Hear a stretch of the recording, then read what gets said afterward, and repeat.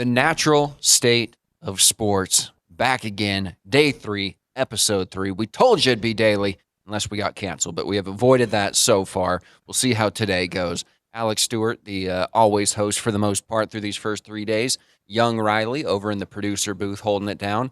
And we finally have the last guest of our cavalcade of characters, the other person that's actually in the sports department here at 5 News, Kyle Let's go. Marshak. So you've met Will, you've met E. Hutch, Emma.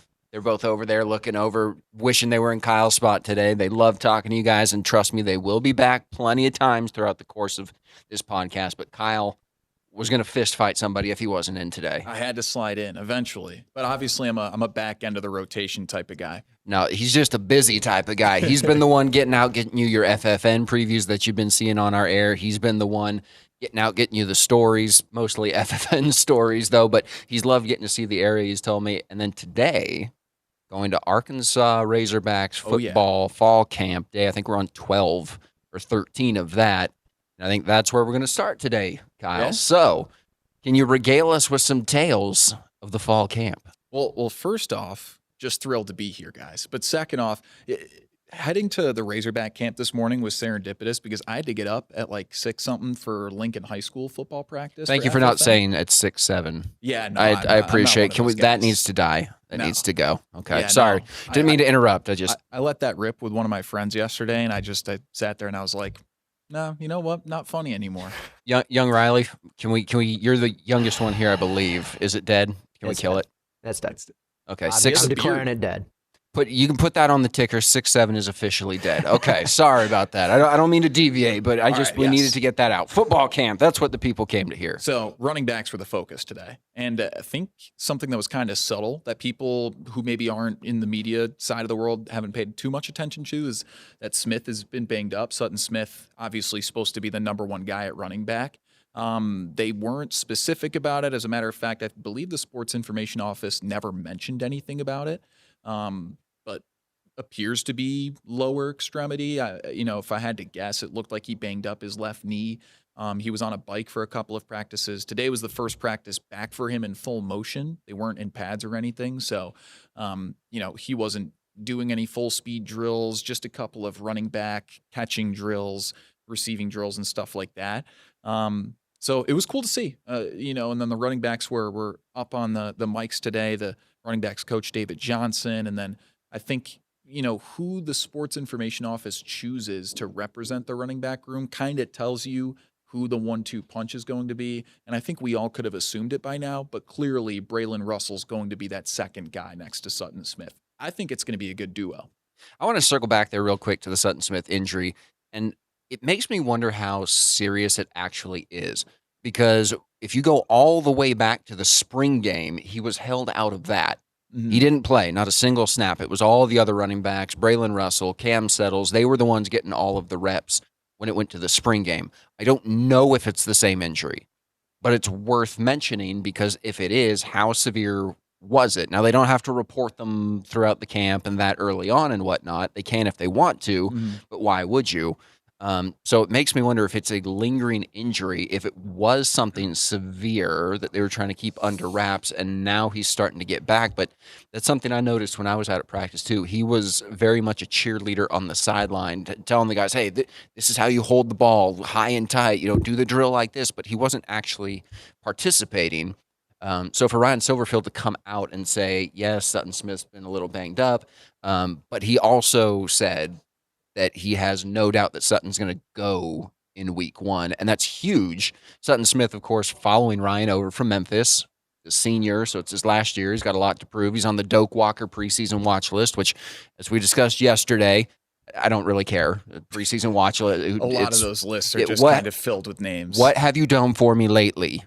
That's what I want to know. And he has done nothing for me lately except be on the sideline, so that's why I don't care about the watch list. But not to go too far in the past there, he's kind of their do-everything back. And I think you can vouch for that, seeing him. He can run the ball. He's shifty. He's quick. He's got enough power to burst, and he can catch, whereas Braylon Russell, as you mentioned, he's more of your downhill runner, and then Cam Settles is kind of your scat back, catch it, more shifty. Yeah, exactly. So we know that Braylon Russell's a bully back.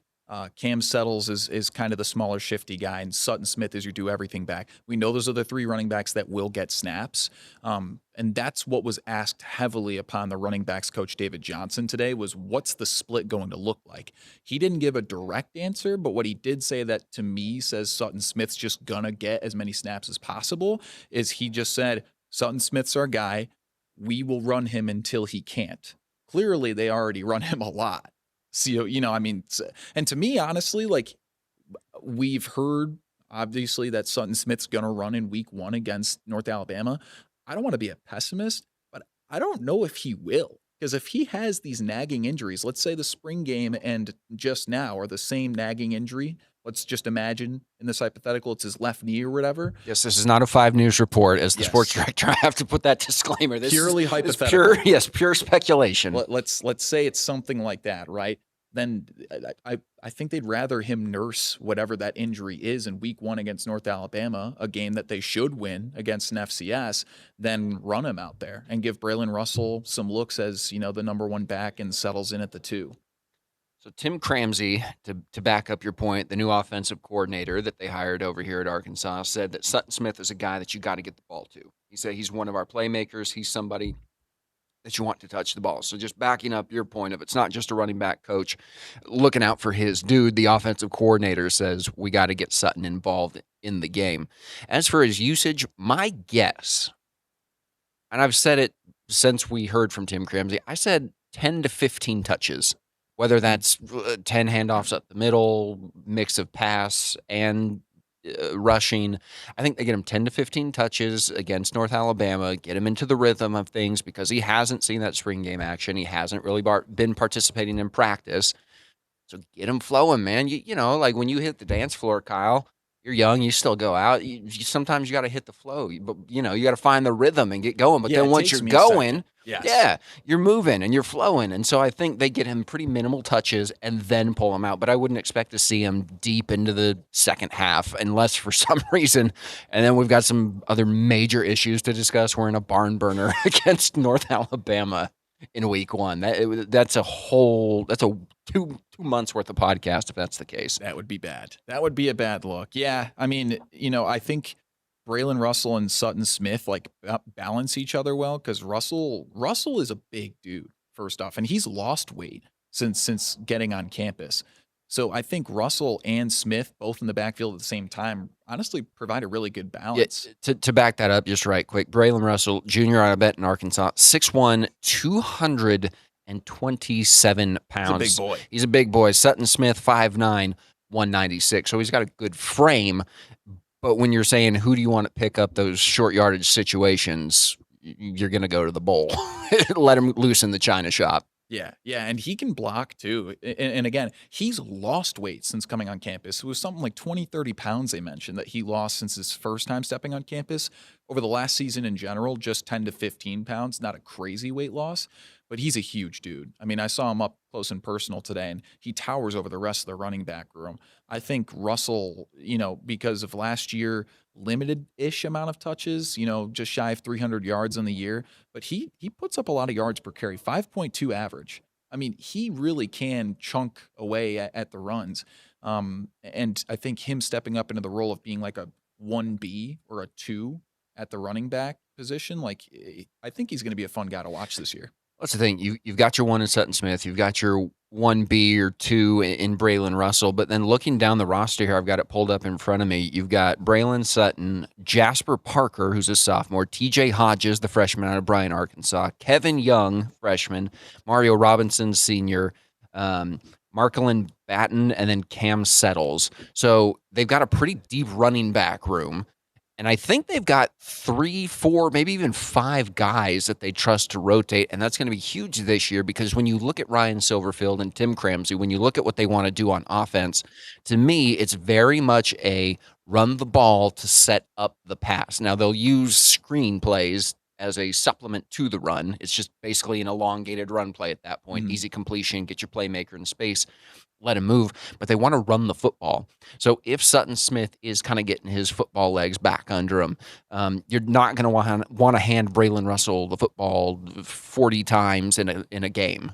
and wear them down. And I think that's where having this depth is going to be so critical to Arkansas. The wear and tear, the season wear and tear for my college football 27 fans, I think can be managed pretty well. They like the talent that they have in that running back room. Yeah, David Johnson said today, actually, in the press conference, he was like, in terms of how many running backs I'll use, I know in the past when I was in charge with other teams of the usage of the running backs, I would go as deep as 5. So we do know 5 is the cap. He said for this team, I mean, it's up to Tim Cramsey what he wants to do with these guys, but I'm comfortable seeing anywhere from 3 to 5. So And I think it's a strong 3 to 5 rotation as well. I don't think it's a 1, 2, oh, that's 3, yeah, and then, oh boy, we're in trouble with 4. I think it's you're really happy if 1 and 2 are in there, and then you're comfortable with 3, 4, and yeah, 5. yeah. And I would love to, me personally, see TJ Hodges, the freshman out of Bryan, Arkansas. 2-minute warning. He's a little smaller. All right, that means hurry up. I know what that means for our new viewers and listeners. We started that yesterday. We got to start rapid firing here. But I would love to see TJ Hodges, the freshman out of Bryan, Arkansas, 6 foot, 189 pounds, but he's got a lot of potential. All right, moving from football to football right quick, Kyle, since we're now on a running clock. Arkansas soccer dropped out of the top 25 this week. They were number 10. They are now unranked. Baylor somehow unranked, moved to number 6 in this week's rankings. And then Arkansas now has to play number 7, excuse me, 7. North Carolina. Thank you, young Riley. I should know that's my favorite number. Number 7, North Carolina on Thursday. Arkansas is 0-1-1. Yeah, look, as a former backup goalkeeper in high school soccer, I have a little bit of soccer experience, and I can tell you, in all seriousness, that soccer, long season, not a great start for this team, but depending on how they compete with North Carolina, even a draw against North Carolina, I honestly would take that as a good outcome to say, all right, we're building our way back up to a 500-plus record against good teams. That's the thing. Arkansas, they got off to a slow start last year as well, but they did pick up a couple really good wins early on, and so this could kind of mirror last year and get them back on the right track, get them feeling good, but we're just going to have to see. That game is being played at home, though, on Razorback Field, so that's always a good thing. Arkansas tends to not lose at home. So with that kickoff is 6:30 on Thursday. Go out there, support them. We are down to under 30 seconds, so Kyle Marshak, just flew by having you on here. I appreciate you. You guys will see plenty more of him. You'll see Emma. You'll see Will. They'll both be back on the podcast. Young Riley as well. He's been quiet today. Easy money. Easy money for young Riley day today. But with that, we're going to sign off. You can catch us live every weekday, 6:45 right here on the 5 News Plus app.